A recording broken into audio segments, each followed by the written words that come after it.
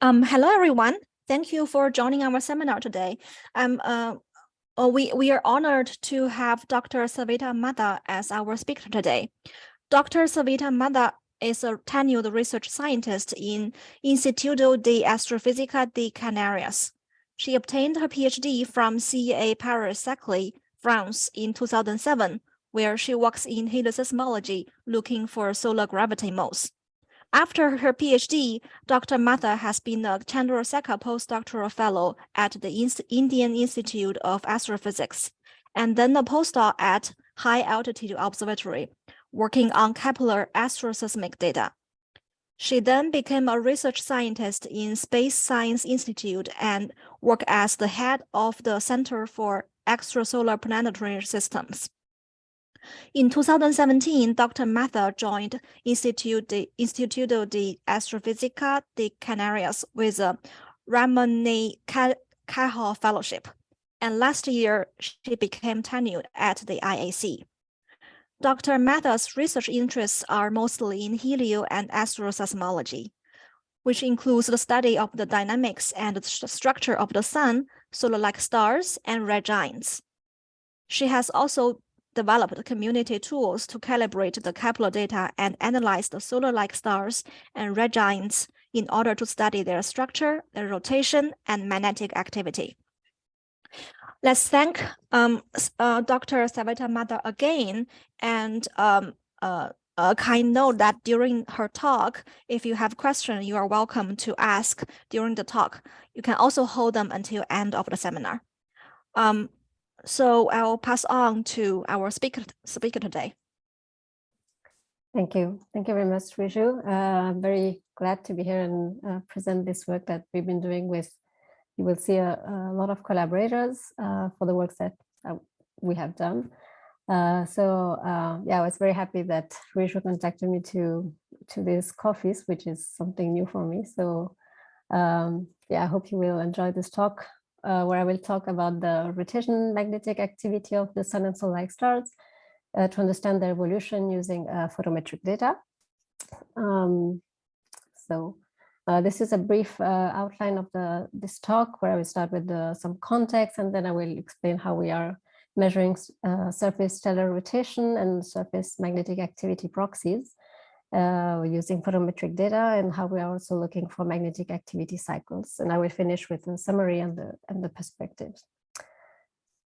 Okay, so I will start with something that probably all of you know about, but I wanted to point out some of the things I'm interested in during this talk. So we know that the solar magnetic activity has this well, it can be seen with different phenomena at the surface, like flares, CMEs, that are not really happen. Well, that can happen randomly, but there are also some regularity in the magnetic activity of the sun, which we can see, for instance, with this butterfly diagram showing the spot migration during the cycles.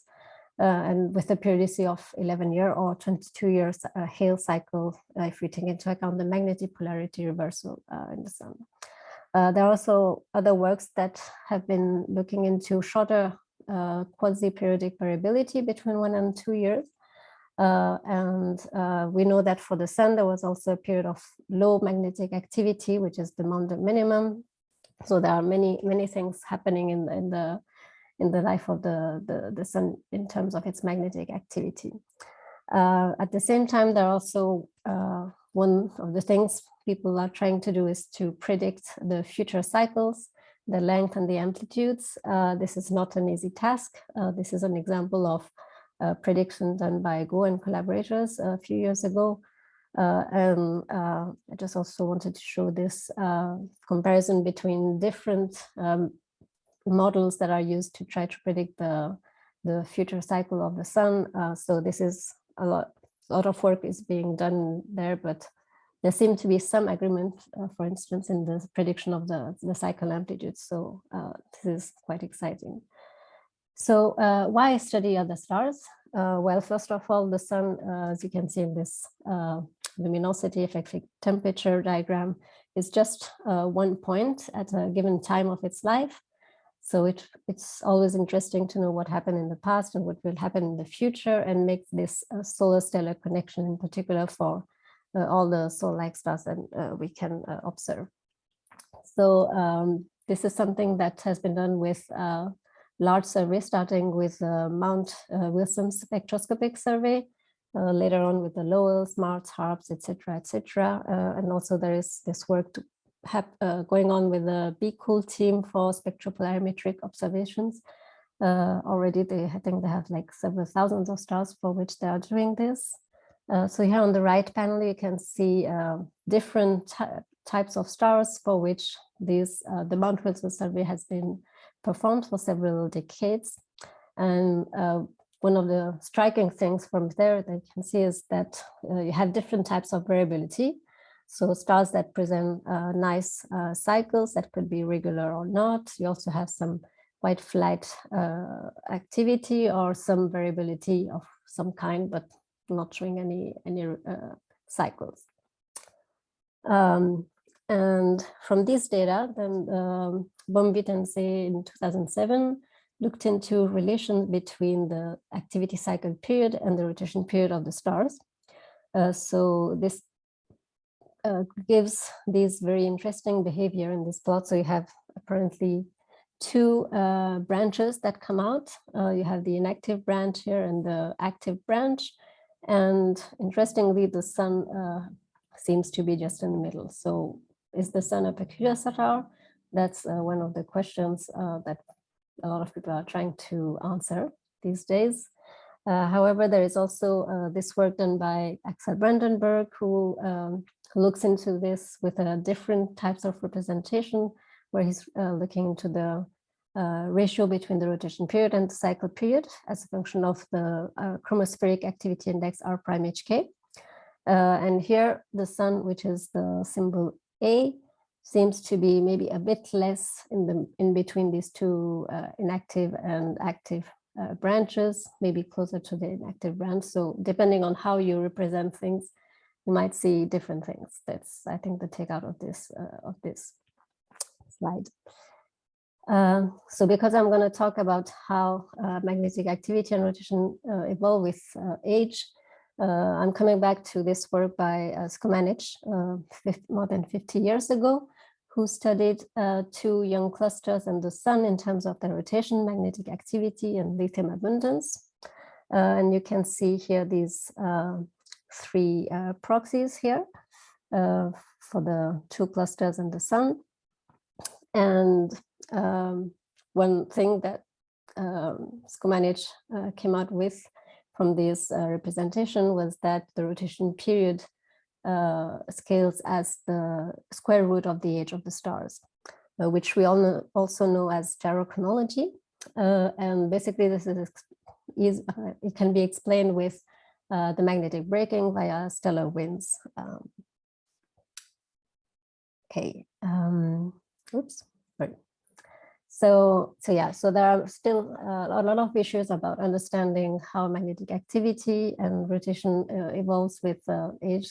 In particular, the detailed mechanisms of the solar dynamo are not completely understood yet. There are also a lot of work going on the prediction of solar cycles, which are complicated. Is the sun a peculiar star, etc., etc.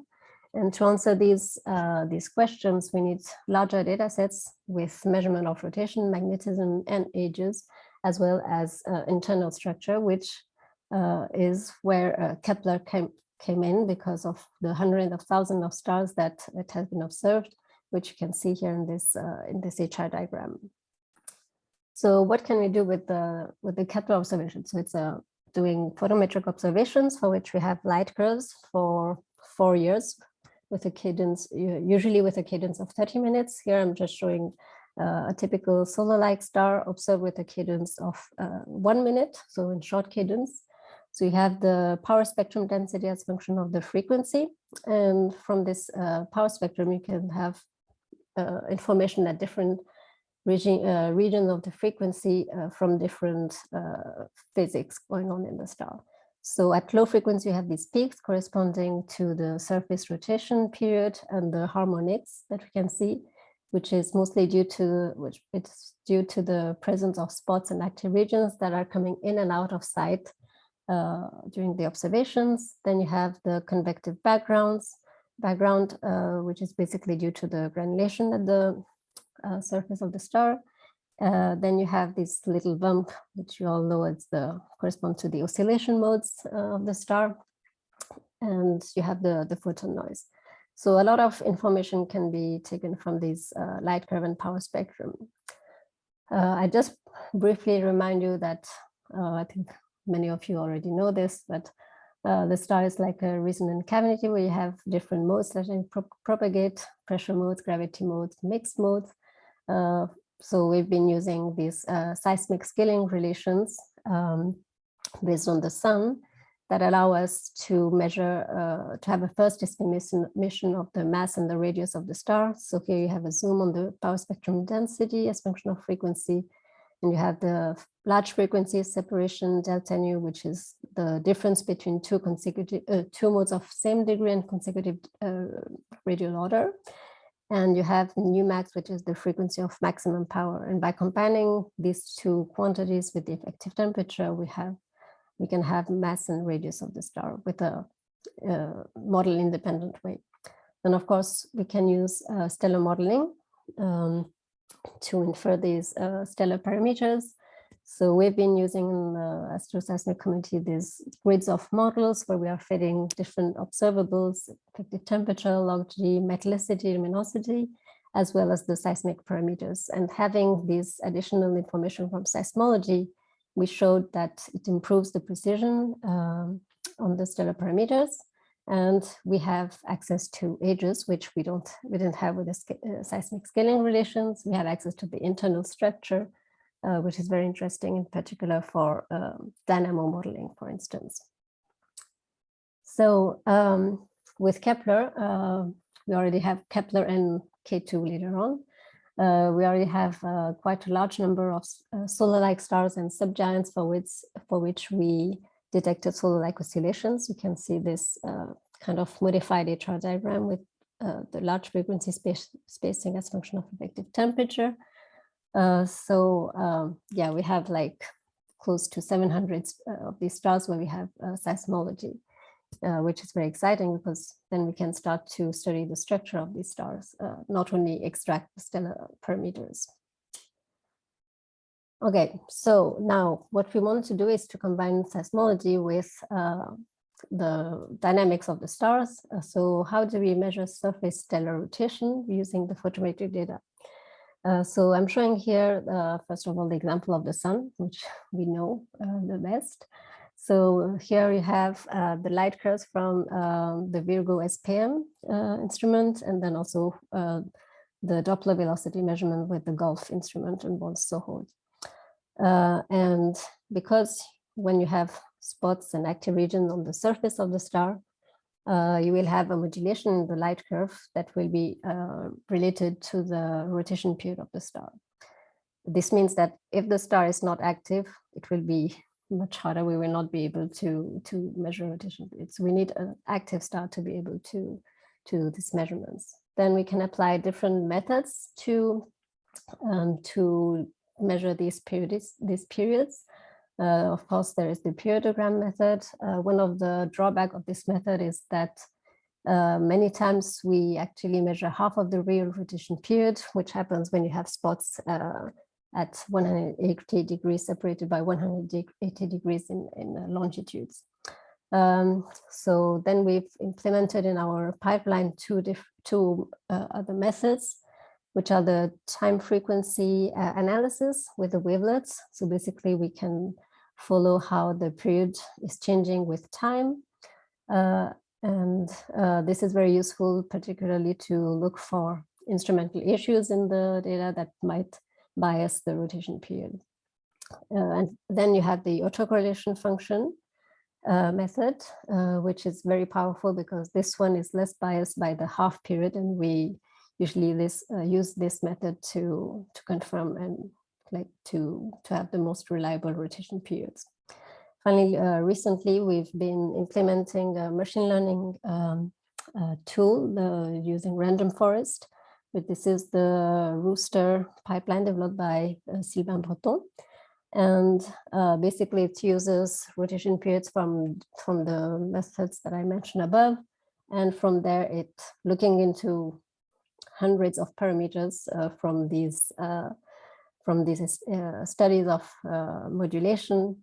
It picks up the most reliable rotation period, which allows us to do less visual checks of the data. So yeah, I just wanted to show here how our methodology has been applied to simulated data to see how it was performing.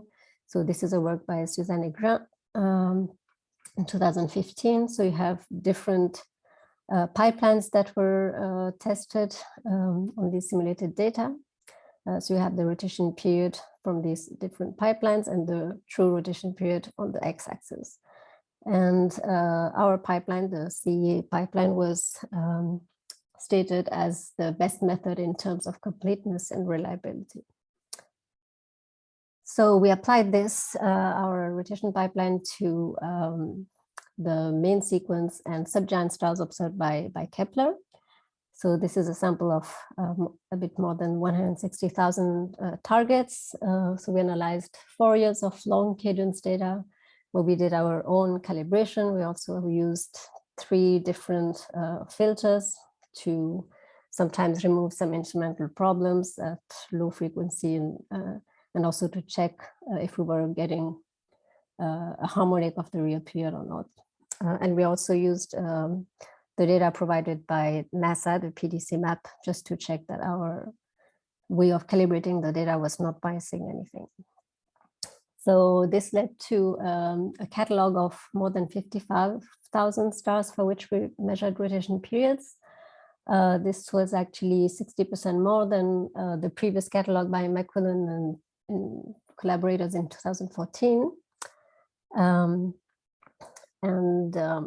So yeah, you can see the sample here represented in period as a function of effective temperature for the main sequence stars on the top and the subgiants in the lower panel. There are 2 things that were improved with our catalog compared to the previous one. Was first, we were going towards fainter stars. And the second point was that we were, so here you have like the envelope of this period TF diagram for the McQuillan sample and for our sample. And you can see that we are getting much more slower rotators using our methodology. Okay. So now I'll focus a little bit on stars. So this, the catalog was mostly for stars without detection of oscillation. So now I'll focus on the ones where on the stars where we had detected soul-like oscillations. So this was a sample of 540 stars that we had back then in 2014. So you have this sample here in this HR diagram. And we detected reliable rotation periods for 310 stars. So we divided our sample into 3 categories. We have the cool dwarfs, the hot dwarfs, and the subgiants. You can see here the histograms of the rotation periods for these 3 subsamples. Just point out a few things. So for the hot stars, you can see that these are mostly fast rotators, which is what we would expect given that they have a very thin convection zone and they are less affected by the magnetic braking. And you can also see that the subgiants are the ones presenting longer rotation periods. And then for the cool stars, I can see that the sun falls quite well in this sample. So because for these stars we had seismology, we could also do the seismic modeling and derive more precise ages for these stars. So what we did in this work, led by Jennifer Van Seders, was to compare the rotation periods that we were observing with the rotation periods that we were expecting from the classical prescription of angular momentum transport, like the gyrochronology that I mentioned before. So here you can see the rotation periods as function of age. In black, you have the classical prescription for angular momentum transport. And you can see in this that for many of these of the stars that are older than the sun, the stars were rotating faster than they were expecting from the relations we had in the past. So it means that at a given moment of the lifetime of a star, the magnetic braking seems to be weakening. And by doing several models, Jen Sager saw that the threshold for this moment of the life of the star when it was happening corresponded to a Rossby number of 2.16. Whether the Rossby number is the ratio between rotation period and the convective overturn timescale. So this means first that rotation periods that have passed this Rossby threshold using the classical relations are not are just a lower limit of the real. I mean, yeah, there are lower limits on the age that we can derive. And this also means that gyrochronology can only be applicable to certain stars. Can also notice that the sun seems to be in this regime. So yeah, I forgot to say that all the colored lines correspond to different models where the magnetic braking stops, adding this into the models of Jen van Seders. So the sun seems to be in this region where the star seems to depart from the classical gyrochronology. So there's a lot of discussion going on about the sun being in this transition phase and why this is happening, and if it's happening in other stars. Okay, so yeah. So let me talk now about surface magnetic activity. So because the way we are measuring rotation periods depend on the presence of spots and active region, we can actually look into how active a star can be. So that's why we defined photometric activity indexes that we call the SPH, similar to the S index, but it's the S index in photometry. Basically, it can be either just the basic standard deviation of a time series. Here we have the typical time series with the Kepler data. Or we also defined another SPH index where this time we are computing the standard deviation on subseries of 5 times rotation period. This way we ensure that we are taking into account the fact that there are spots and that it's related to the rotation period of the star. And then we take the mean value. So here you have the SPH as a function of time, and then we take the mean value and we take that as the level of magnetic activity of the star. So once we had defined this proxy, we actually first tested it on solar data with the Virgo SPM observations, because for the sun we have many other indexes for solar magnetic activity. So I'm showing this work led by David Salabert. You have the SPH as function of time in blue in all the panels, and then in red you have different proxies of magnetic activity. So the sunspot number, the calcium HK, the flux at 10.7 centimeters, the mean magnetic field, and frequency shifts. So I will come back to this later.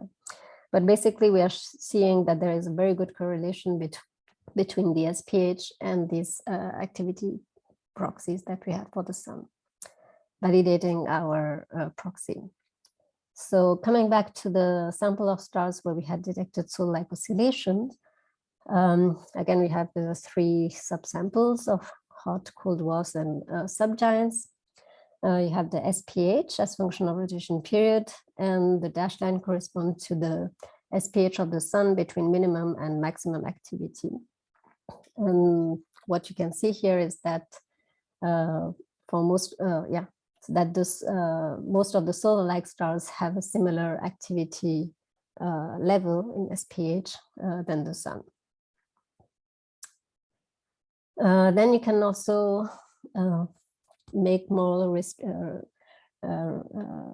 stringent restriction on the stars that we are looking at. So here, focusing on solar analogs based on selection with mass, effective temperature, log G, close to the solar value, and only focusing on main sequence stars. So here you have a sample of 18 seismic solar analogs, and you have the SPH as function of the seismic age. And again, you can see that most of the solar analogs have similar magnetic activity than the sun. You have these two outliers here, which are very young stars, and of course you would expect them to be much more active than the sun. So that's what we are seeing here. I also wanted to point out that there is indeed some bias in the SPH, in the sense that, I mean, there is some degeneracy because first of all, the SPH measurement will depend on the inclination angle of the star, because you will see more or less the spots and the active regions, if it's more inclined or not.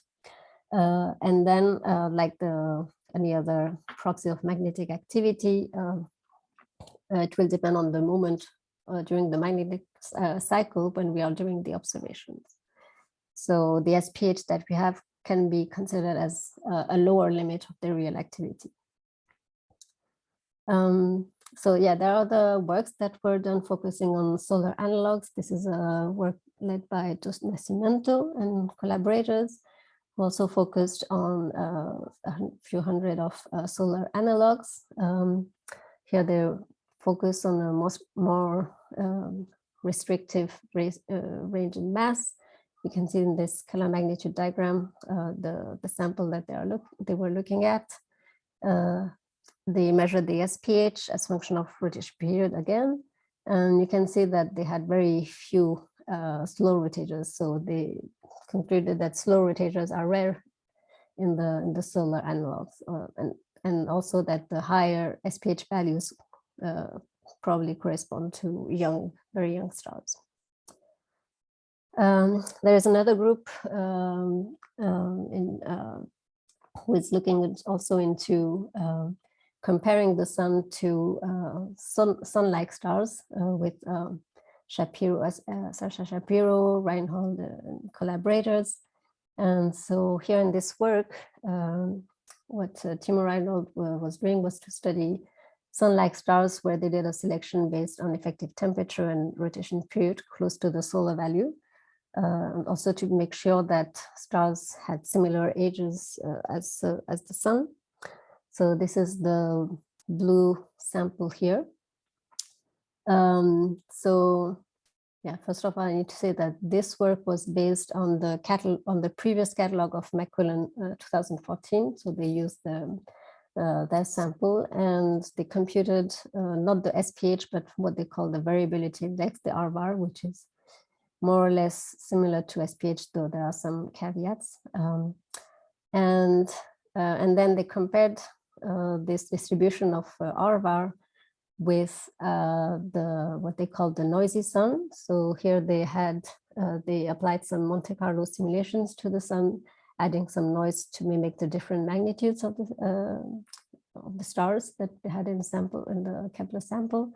And finally, you have the composite sample, which is the sample of periodic and non-periodic stars. So stars for which rotation periods were measured with Kepler, and stars when rotation periods were not measured. And they concluded that the sun seems to be less active than most of the sun-like stars. However, later on, 1 year later, they further investigated this by modeling just G-type stars with a rotation period, solar rotation period, different metallicities, different magnitudes, etc., etc. And by doing these simulations, they found that actually the sun was part of the non-periodic sample. So they couldn't, in general, they couldn't measure rotation periods for the sun using these simulations, which can explain why most of the sun-like stars observed by Kepler are more active than the sun with their studies. Okay, so let me move on to slightly different things. So now we have this magnetic activity index. We want to see how this can be related to the ages of the stars. There were also several works that were done about this using the R'(HK) index, for instance. This is an example of the work by Mamacek and Hillenbrand, where they use young clusters where ages are easy to compute, as well as some field stars with isochronal ages. And so here they derived, so you have the age as a function of R'(HK), and they derived a relation between R'(HK) and age, and they also found that there was some relation with the color B minus B. Later on in 2018, Lorenzo Oliveira also looked into solar twins. Again, looking at the R'(HK) as function of age. Here again, they were computing isochronal ages for these stars. And so it seems that this activity age relation can hold up to approximately 9 gigayears. Very interesting. So coming back to our catalog of 55,000 stars, where we have rotation period, SPH, we decided to compute ages using the YREC stellar evolution code that also includes a prescription of angular momentum transport evolution, and as well as the weakened magnetic braking that I told you in the introduction. So what we did here was to use Zach Claytor's tool Kyaoku, which makes a fit of some observables with interpolation and NCMC tool. So the observable that we used were effective temperature, luminosity, metallicity, and rotation period. And this provided an age for most of the stars we had in our catalog. So this is the picture that we get. So you have rotation period as a function of effective temperature, but this time color-coded by our ages. So we are getting a very neat picture here. Interestingly, you have here the subgiants. So yeah, so we started with this to look into the SPH age relationship, but we did do a star selection, not to use the full sample because we wanted to use stars with the best observables that we had, which meant stars where we had spectroscopic data. And unfortunately, not all the Kepler targets had spectroscopic observations. So we only used those. And then we also removed binaries, stars where I didn't have any convergence, and subgiants to be sure that we are focusing on main sequence star with a normal, let's say, evolution. So you can see here the sample divided into 3 spectral types. In red, you have the early F dwarfs, then the late F and G dwarfs, and the K dwarfs. So the SPH as function of the ages from our stellar models. And so while for the K and late F and G dwarfs, we see this nice slope decrease on SPH as function of age. For the early F dwarfs, it was not so clear because we seem to have a cloud of points. So we discarded them for the next part of the analysis. Just to show you what's happening with if we only select the solar analogs, so a very tiny region in TF, here you can clearly see how SPH decreases with age up to 4 or 5 gigayears, and then we seem to reach some kind of plateau in SPH. So from there, we use 2 different methods to derive these relations between the SPH and the age. The first one was based on Bayesian fitting of relations up to for ages between 1 and 5 gigayears, because after 5 gigayears, we had this plateau that we didn't want to model. And then we use different subsamples, solar analogs, late F and G dwarfs, and K dwarfs, and we fitted these kinds of relations. I mean, I will not go through in details to this because I don't have enough time, But this is this Bayesian fitting is what will be implemented in the Plato stellar analysis system or submodule. The second method that we used was, since we are in the 21st century, the machine learning tool. So I will go a bit more into details about this. So we are using the random forest regressor. Here, again, we took late F, G, and K dwarfs all together. And the advantage of this is that we are not focusing only on ages between 1 and 5 gigahertz, but we are taking the full sample. So we did a first part of the training of the machine learning with 50% of the sample. And then we did the testing on the remaining 50% of the sample. For the input parameters, we used effective temperature, luminosity, metallicity, and SPH. Here you can see the feature importance. And the most important feature is the SPH, followed by effective temperature, luminosity, and metallicity. So in this graph that I will show you for different configuration, you can see the predicted ages from the, the predicted ages from the random forest as a function of the ages from the stellar evolution model. So you can see that up to 6 gigayear, it's not too bad. And then there is an underestimation of the ages, similar to what we were saying when I was showing the SPH as function of age. We need a bit more information. The random forest needs more information to be able to better predict these ages. But still, we have median differences of 5.3%. So there is some dispersion, but it can provide some information. So then we added as an input the rotation period. And here you can see that this is the most important feature. And this is also normal because that's one of the parameters that was used in the modeling. And you can see that now the prediction gets much better. So we have like median differences of 3.1% and median absolute deviation of 9%. And then just for comparison, you can see what's happening if this time we are not taking into account SPH, but just the rotation period, effective temperature, luminosity, and metallicity. And while the results seem quite similar to the SPH, the median difference is actually better when we add SPH to the data. So SPH does provide additional information and improves the age prediction in this case.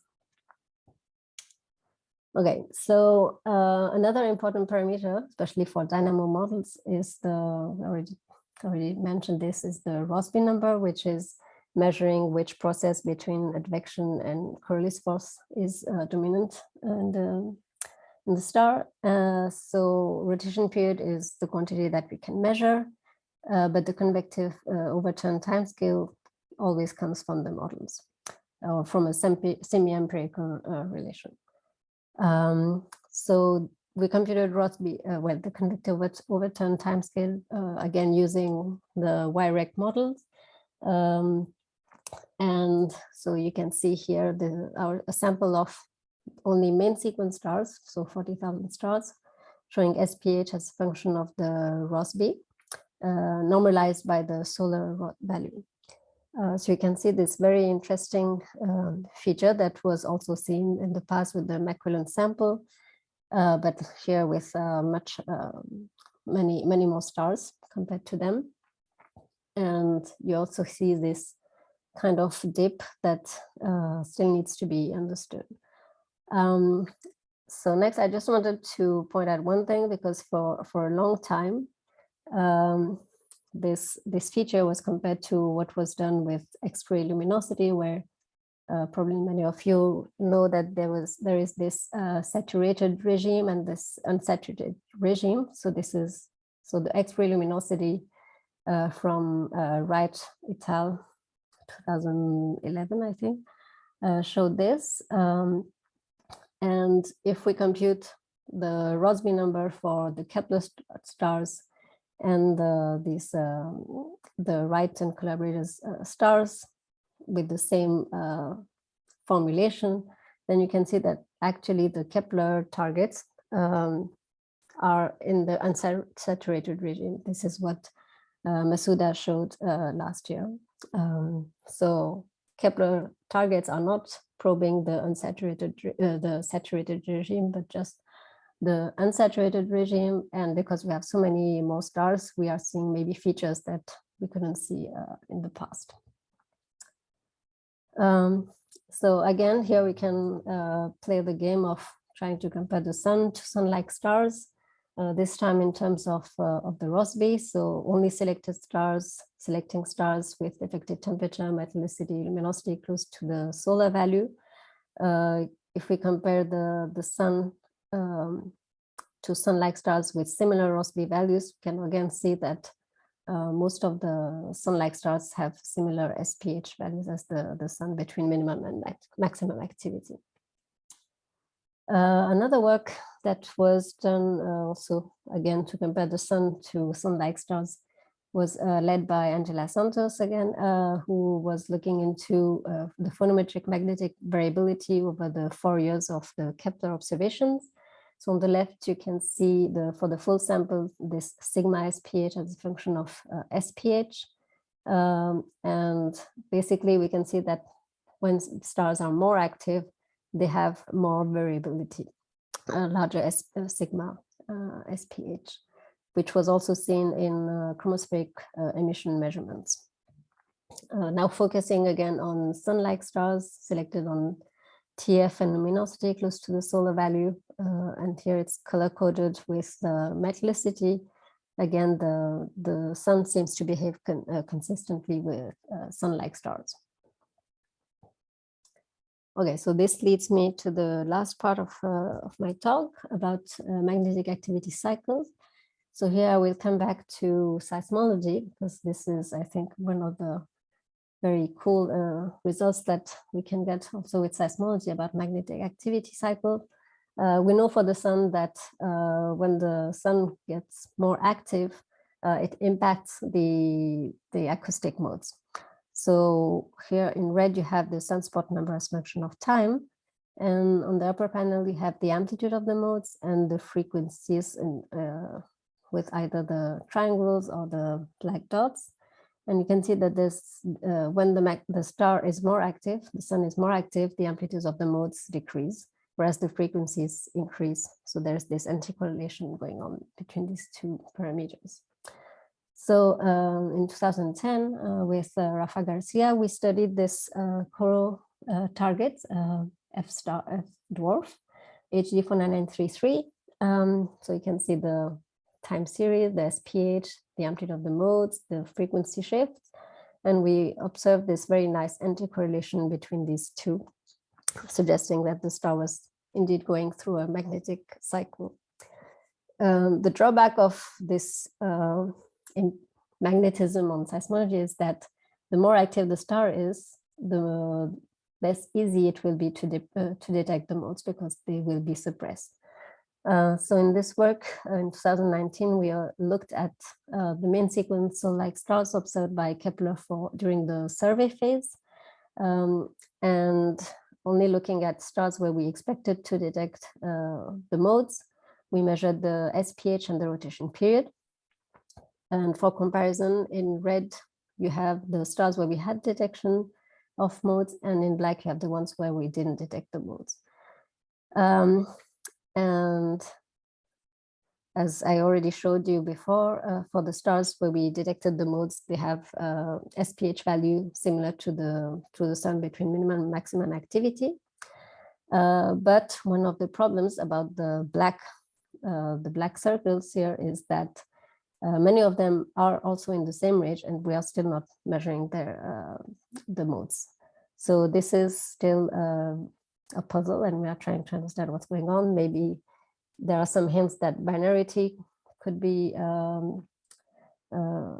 responsible for something, metallicity as well. But yeah, we don't have a specific answer yet about this. I also wanted to show this this star that we also call Doris, which is a Kepler target, which is also similar to the Sun, which with a radius of 1 solar radius, 1 solar mass, similar age, with a rotation period of 21 days. And fortunately, this star was observed also with the Keck in K, and we had a few decades of observations, and we could see that the star had a cycle of 7.4 years. So for comparison, you can see the same parameters for the Sun, chromospheric emission, the flux, the frequency shifts here, and then the amplitude of the modes and the SPH. One thing that's also striking is that the chromospheric activity is much higher for Doris compared to the Sun, and the culprit is, even though I told you it's like a solar analog, is the metallicity. This star is actually metal rich, which will impact the depth of the convection zone. That will be deeper, and then the convection, the velocity in the convection zone, and the strength of the activity and cycle, and the period of the cycle. So this was a very interesting result where we can see the impact of metallicity on magnetism. Then this kind of study on the frequency shift was also done on a much larger sample of Kepler stars, 87 stars, again led by Angela Santos, studying the modes for subseries of 90 days of Kepler, and they found, so you can see that sample of star, and they found significant frequency shifts for more than 60% of the sample. And yeah, one interesting thing, so here you have the frequency shifts as function of metallicity and color-coded by the seismic ages. And you can see that the magnetic activity decreases as the star evolves. So the light color here are the old stars, and they have smaller frequency shifts. So as I already said, metallicity can have an impact on the depth of the convection zone and lead to stronger cycle. And there are also other works to try to constrain the active latitudes using this frequency, but I don't have time to talk about this, unfortunately.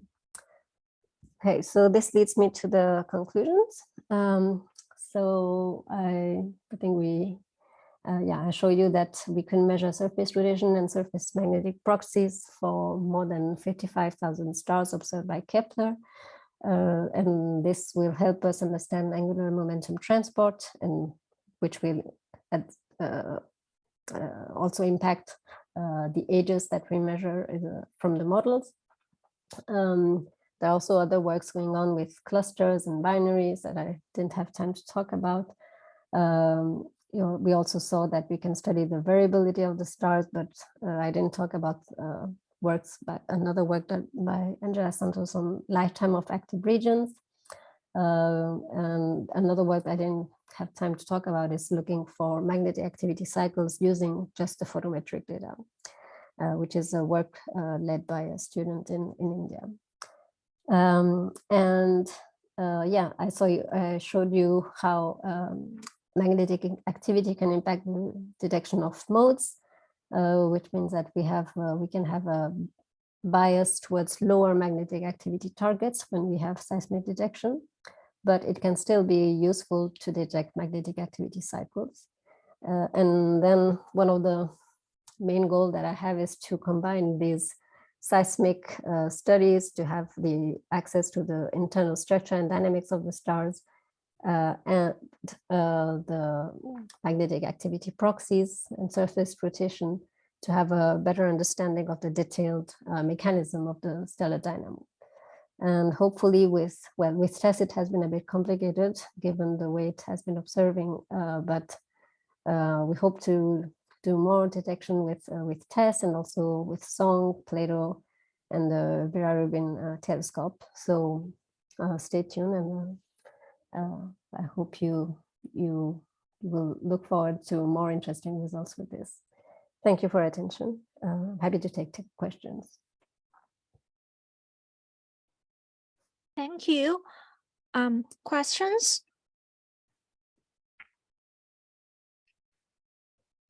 Irina?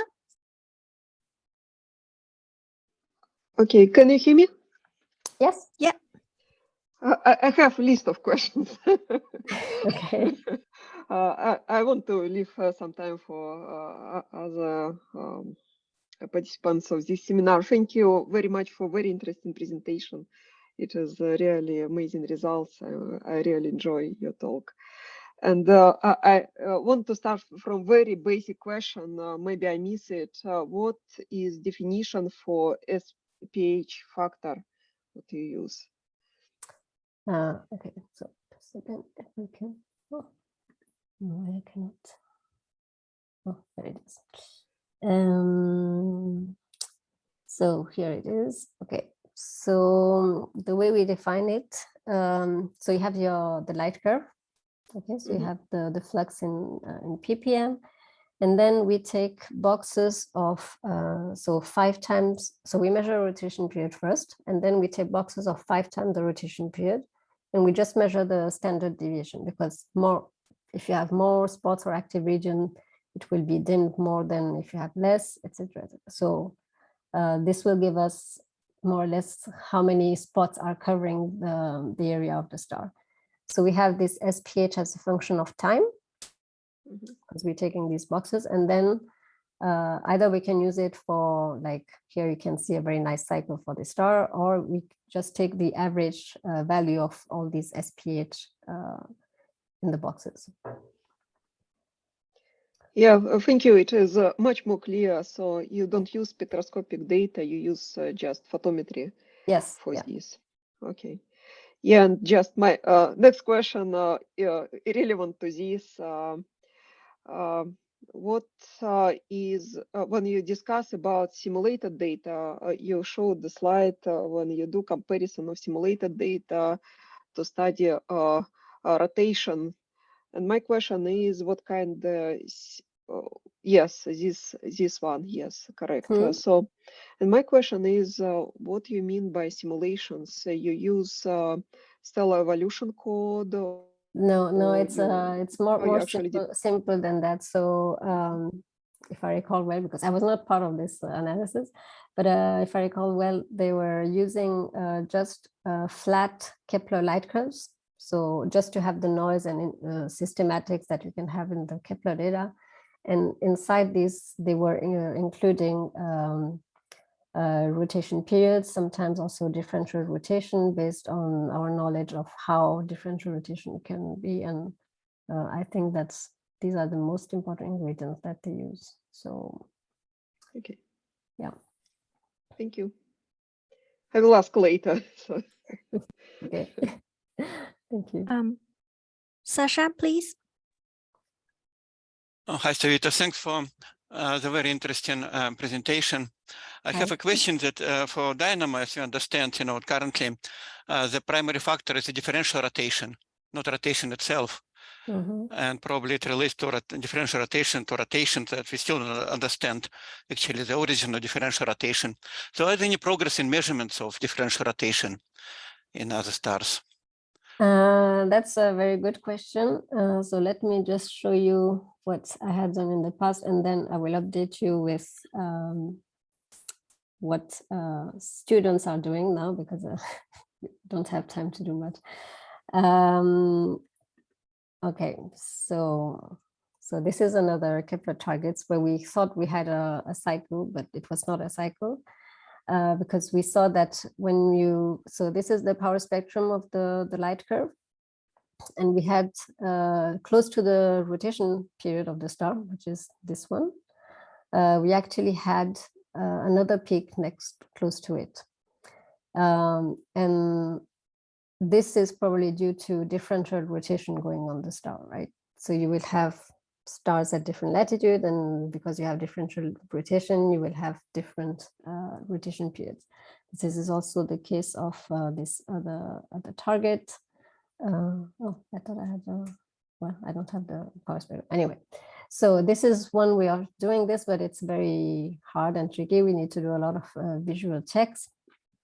And yeah, so differential rotation is still very hard, though there is a student that is working that was working with Rafa Garcia and myself as well, looking into so it was based on the work by Gibor Basri, who was looking at stars with double dip. So if you have two active regions and one is at a different latitude as the other one, one of the period will disappear.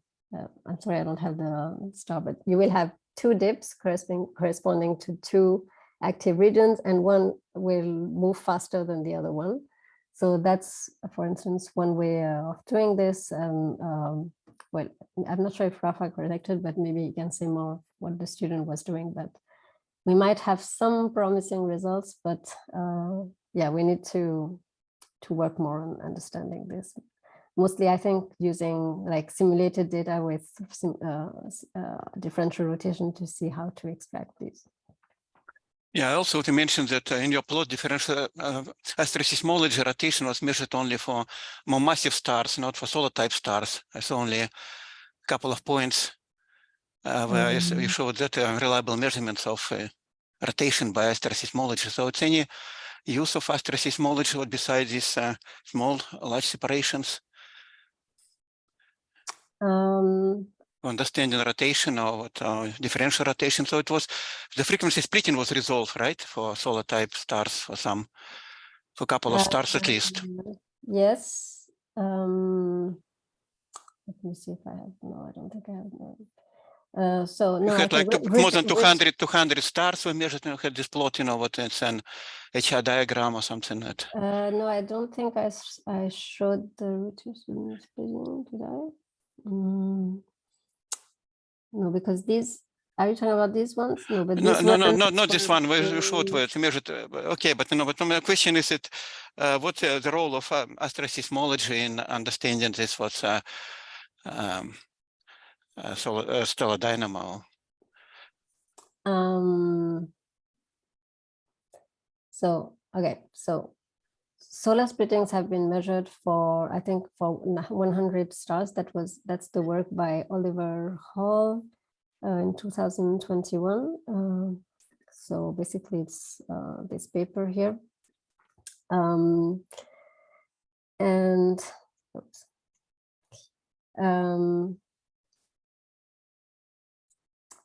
And then for the, well, if you're asking for about differential rotation, there was also a work by Othman Ben-Omar. Was it in 2018, maybe? Well, I forgot the year. Who also looked into the different coefficients of the splittings. So I'm not very familiar about this. So they have the A1, A3 splitting to look for differential rotation. And I think it's a sample of 13 stars where they managed to have maybe some hints of differential rotation.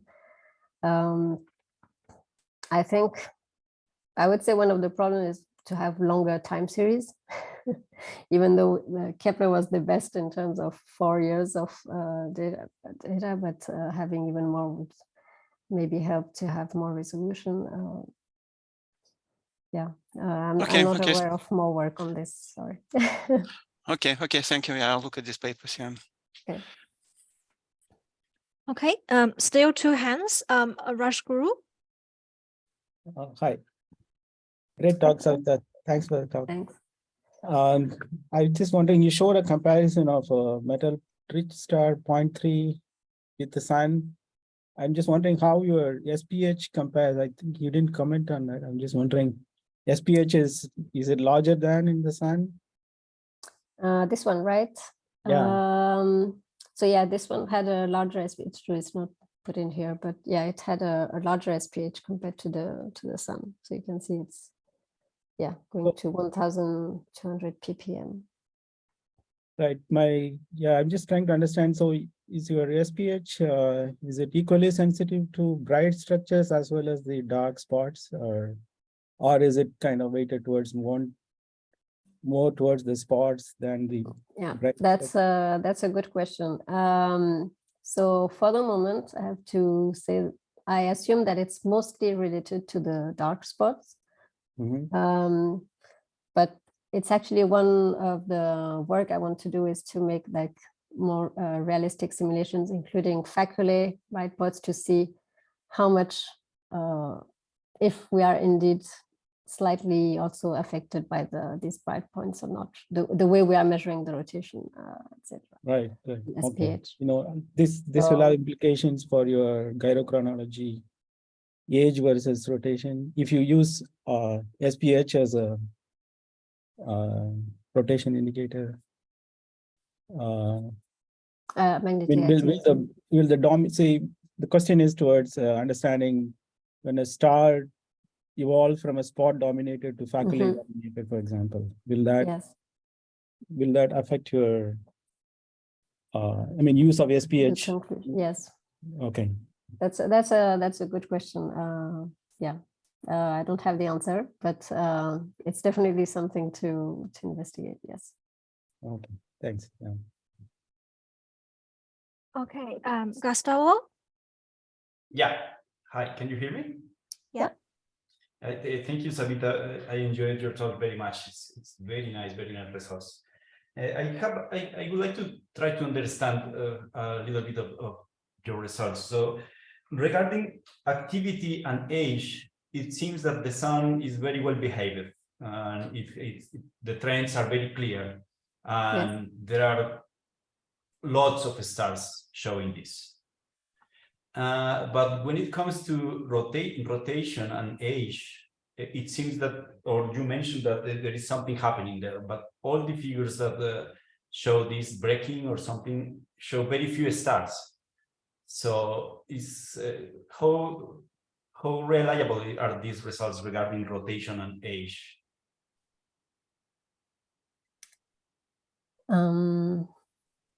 So let me make sure that I understand. So for the magnetic activity, yes, I showed that in terms of magnetic activity, the sun behaves similarly to sun-like stars. For the magnetic braking, the weakened magnetic braking, I guess that's what you're talking about. Yes, correct. The deviation. So I mean, the sun is still at the limit, so it's still in the region of where gyrochronology is more or less is working. It's after that it starts to be less reliable. But why these figures have so few stars, and the others with activity and age have so many? So no, because these stars are only the stars where we have seismology. So remember, this is a very small sample, whereas the other plot that I showed was for all the stars, not only the seismic ones. Yeah, this was calculated for 55,000 stars, so we didn't have seismology, and so the way we computed the ages using the YREC stellar evolution code, we are not using seismology. So I would say that these are still less reliable ages compared to the other sample I showed, because we don't have seismology. So I'm using the best we can, adding rotation period as an input. So it should still be taken with a lot of caution. This work was more to show if at some point we get very reliable stellar evolution codes that include all the dynamics that we want, rotation, magnetic field, etc., then we can, for instance, use like compute ages for a sample of subsample of stars, derive this SPH rotation age relationship, and then apply this to other stars where we measure rotation and age, where we don't have to redo the full calculation of stellar evolution for each star, but like very quickly compute the age this way. So in general, from this figure that has all the stars, can you say anything about the magnetic braking from this one? Well, I cannot. I mean, the fact that is that in the stellar evolution code that we are using here, we did include this weakened magnetic braking.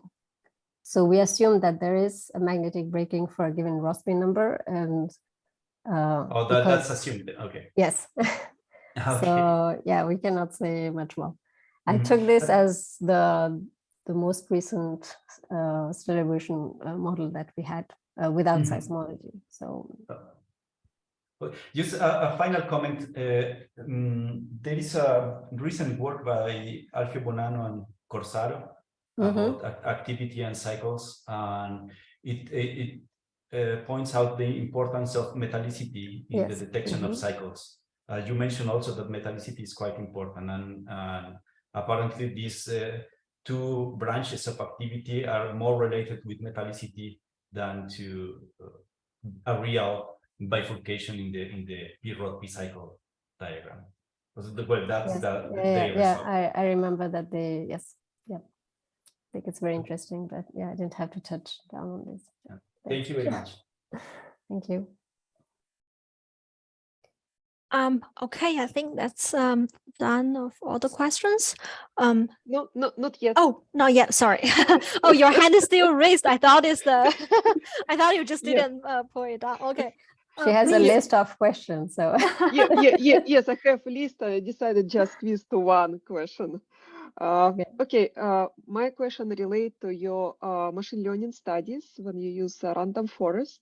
And you showed like it was list of slides. You try to add rotation, stellar rotation, and what is my concern? Say, as you add stellar rotation, distribution of feature importance change just dramatically. For instance, on your Z slide, you see strongest effect from pH factor, and others is much less. But next, you see luminosity is getting much more important, and but effects of say effective temperature is just negligible as pH factor 2. And my concern is kind of like, I don't know, maybe you can comment this because. Oh, you mean why luminosity? Why luminosity is? No. Why distribution, as you add the new parameter, why distribution change so dramatically? I mean, not in terms of relative to added new parameter, but between, say, if take just temperature, luminosity, and pH factor, and on this slide and previous one, distribution quite different. You see. And yeah, effective temperature was taking over luminosity. So I think I would say my guess, I don't know if that's the correct answer, but my guess is that because rotation period is taking so much importance, some of the effect because rotation period does depend on effective temperature, right? So some of the importance of effective temperature is taken by rotation period, and it decreases the impact of effective temperature because rotation period is taking, there is some degeneracy probably between effective temperature and rotation period. That would be my explanation. That's why effective temperature goes down. Yeah, it's very interesting, especially if you discuss about metallicity. Say on this plot, metallicity and SPH factor roughly about same importance, right? Yes. But on your previous slide, yes, it is kind of lowest. So again, so let me see if I get this. Oh no, I don't have the plot. Oh, I don't have the plot. But if we plot SPH as a function of rotation period, there is also some correlation between SPH and rotation period. Like stars that are rotating faster are usually more active. So there is, so I think that's also what's happening in these changes, that because P-rot is really dominating, it's taking a little bit of degeneracy with SPH, effective temperature in it, and decreasing a lot the importance of the other parameters. Okay. Thank you. Thanks a lot. Okay. This time I think that's all the questions. Okay. Thank you for our speaker for this very nice, very interesting talk. And thank you for all who attend. Especially I see many new friends today. So if you are new, please subscribe to our COFFIES News mailing list so that you receive our monthly seminar announcement and other events. We will host COFFIES events in like conferences and occasional like events. So and also if you know of any speaker that would be interested in giving a COFFIES seminar, as long as the topic is related to COFFIES, please either volunteer yourself or volunteer for other speakers by contacting me and propose a topic or a speaker so we can arrange a seminar in the future. So far, our seminar are given monthly, and our seminar slots from July are all open. Okay, let's thank to our speaker again, and thank you all for your attending. Thank you very much. See you next month. Thank you. Bye-bye. Yeah.